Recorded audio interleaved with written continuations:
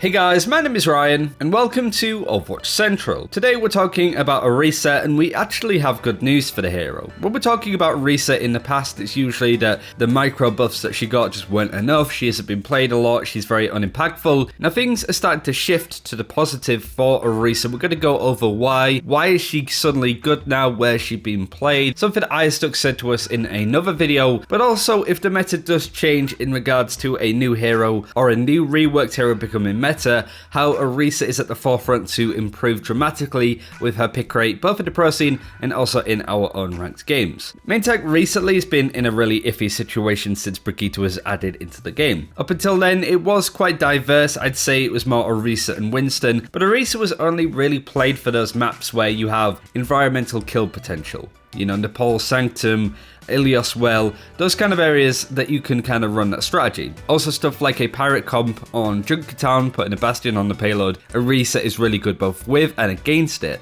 But since Brigitte's addition and then since the double snipers, the main tank option has predominantly been Reinhardt. Winston hasn't been used a lot, he really doesn't like to dive into Brigitte, but then again recently Brigitte hasn't been played all that much, it's mostly been the double sniper comp. So this came from something that Istuck said in another video that we discussed the meta and all those elements, saying that if you play main tank you want to be playing Orisa a little bit more. But also with the playoff games that we've been having recently in the Overwatch League, Orisa's pick rate has been quite high, surprisingly. I actually think I'm selling it short when I say that, because she was used in every single game other than the control game modes, which were predominantly Winston and Reinhardt. She was used in pure payload, she was used in 2CP, on attack as well might I add, but also in hybrid on stuff like King's Row. So she was played not only just a little bit more, but the majority of the time as a main tank, which is very, very surprising. Even on stuff like overbuff, Orisa's pick rate is starting to trend in the positive. So that leads us to the question of why. Well, a lot of the game has been pressured down by double snipers. It basically is a big counter to what Brigitte added into the game. Brigitte shut down dives, so that wasn't nearly as effective as it used to be. Tracer took a big drop in popularity in the pro scene, for example. So what people do to counter Brigitte and those triple support compositions is run long range heroes like the snipers, Widowmaker, Hanzo, Pharah, but mostly the two snipers that we're talking about. And from there, Brigitte can't do any form of healing. She has to basically sit back and let these snipers take pot shots at her and the rest of the team. So that's a bit of a rock paper scissors thing going on there. However, when it comes to shutting down double sniper, Reinhardt kind of has to sort of grim and bear it. Winston doesn't really provide enough shield for his team. So Orisa is a perfect counter of a tank, especially on defense, to be able to put up a shield, have a team surround it, and disable any form of dive coming in too. Reinhardt doesn't like to be dived, so does rely on the Brigitte to help him out a little bit. So if you don't have a Brigitte, Reinhardt is really susceptible to that. Winston also too, but Orisa's the best tank in terms of being a main tank that can look after themselves against a dive that's coming in. With the amount of damage that you can do, the fortify, your shield, and also the halt to pull people away as and when necessary. You see this a lot on pure payload maps, Junkertown, Rialto. Orisa likes to come out there. It really suits a playstyle of just a gradual moving forward, placing a shield and trying to take the front line ground as much as possible and try to burn down the enemy team's shield. Then in an Orisa, that's very easy to do. But also areas like King's Row first point is really good on the defense for Orisa, simply because it's a nice little mound of ground that your team could sit on. The Widowmaker has a nice sight line that she can be protected because she has a barrier in front of her, but also it's very difficult for a team to dive. If you want to try and actually get to the high ground where Orisa is, you need to run all the way around and make an awkward angle, and by then I'm sure Orisa or the Widowmaker may have picked people as they're trying to run on through. So it really is a big problem for some teams to actually break on through this kind of composition. It's less about an Orisa being in the front line, put a shield there and try to hold it.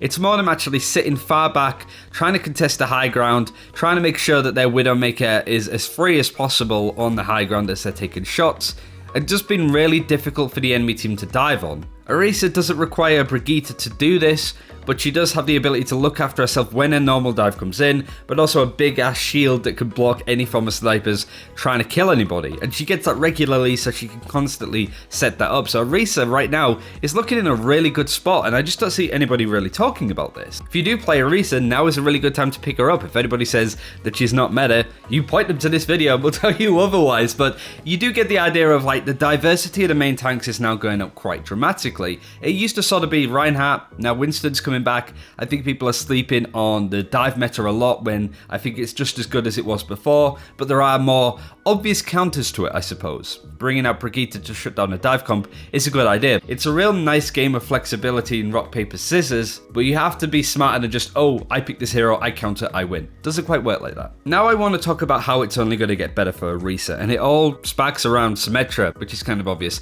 I want to play this clip actually from a Seagull stream where he was playing Symmetra and teleporting onto the high ground with an Orisa on the first point of Temple of Anubis, and I actually want to talk about Temple of Anubis quite a lot. So in the pro scene, you see these defending teams priming on this little mound of high ground with a Widowmaker. That's been a thing since the first week of the Overwatch League. That's been a very common composition. What you do is you get a Mei to wall you up onto the high ground and you try and stay there as much as possible. It's a nice sightline for your Widowmaker. It's very difficult for a team to just dive on you, so again, they have to be smarter about how they approach the high ground, and Orisa is not an easy target to dive anyway, so you have the team sort of set up there, making it really awkward for a team to push on through to the point or to push on through to them. That's all well and good. That's a great strategy. However, the weakness to that is if Orisa gets knocked off the high ground or has to drop down to the low ground to contest a point or something else, then she can't get back up there. You can't just get a Mei out of spawn to lift you up again.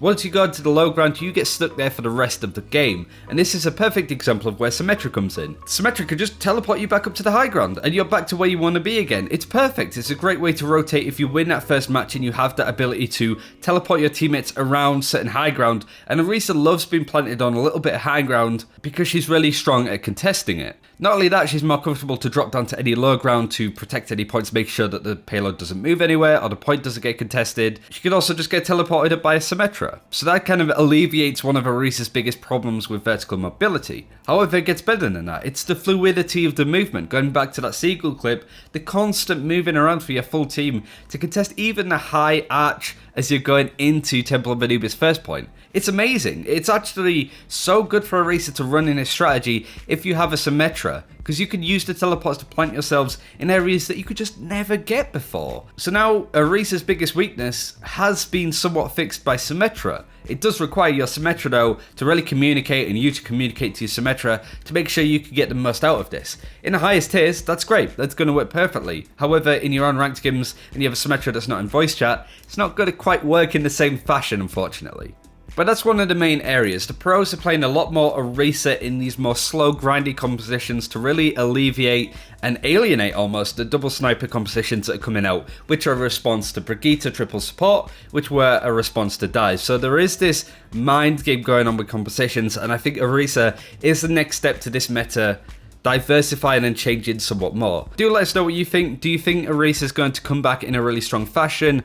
Or do you as well think that it's just a bit of a phase thing, people trying out stuff because they're bored in this meta, or just trying to find options to really shut down this composition? It works, it's great. We'll have a bit more analysis on those kind of things, I'm sure, as the Overwatch League playoffs move to a close. But thanks for watching, take care, we'll see you next time.